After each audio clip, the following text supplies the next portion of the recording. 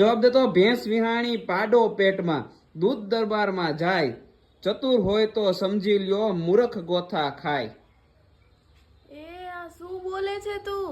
અરે એક ઉખાણો છે, ભેંસ વિહાણી પાડો પેટમાં દૂધ દરબારમાં જાય ચતુર હોય તો સમજી લ્યો મૂર્ખ ગોથા ખાય. આ ઉખાણાનો જવાબ દઈ દે હાલ, સાચી હોય તો. પેલા તો મને કઈ સમજાતું જ નથી. તને સમજાતું નથી? હાલ તો તને એક હિન્ટ આપી દઉં. હિન્ટ એવી છે કે એનો જવાબ છે ને, સમજી લે અત્યારે ઉનાળાની સિઝન ચાલુ છે, બરોબર? ઉનાળો ચાલુ છે તો એ ઉનાળાની સિઝનમાં જ આવે. શું ગરમી? ગરમીનો જવાબ નથી, ગરમીનો સાચો જવાબ નથી. સાચો જવાબ દોસ્તો તમને ખબર હોય તો ફટાફટ કોમેન્ટ કરી દો. તને ખ્યાલ છે સાચો જવાબ? ઉનાળાની સિઝન આવે, હિન્ટ તો આપી દીધી. ઉનાળાની સિઝનમાં બીજું શું આવે?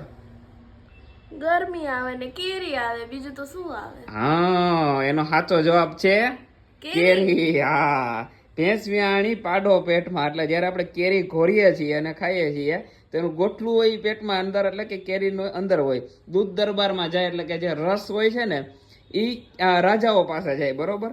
ચતુર હોય તો સમજી લ્યો મૂર્ખ ગોથા ખાય. એટલે ભેંસને વિહાણી પાડો પેટમાં દૂધ દરબારમાં જાય એટલે કેરીનો રસ જ્યારે બહાર નીકળે છે ત્યારે જે પાડો એટલે કે ભેંસ હોય એનું ગોટલું હોય છે એ પેટની અંદર જ હોય છે. કેરીનું જે અંદર ગોટલું હોય છે ને એ. તો આનો સાચો જવાબ છે કેરી. તમને ખબર હતી કે નહીં દોસ્તો? નીચે કોમેન્ટ કરીને જણાવી દો ને આપણે પણ મળીશું નવા વિડીયો સાથે, નવા બ્લોગ સાથે, નવી જાણકારી સાથે.